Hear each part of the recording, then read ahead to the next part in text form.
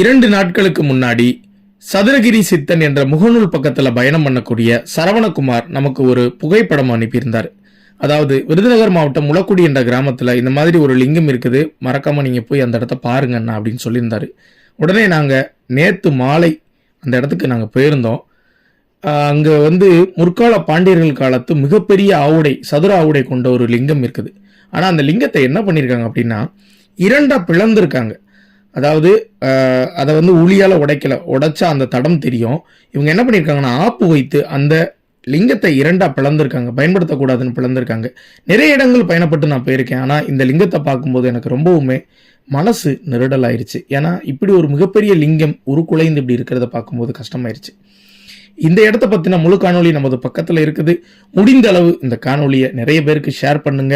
அப்படி ஷேர் பண்ணும்போது தான் நமக்கு ஒரு உதவி நமக்கு எங்கிருந்தாவது கிடைக்கும். நன்றி.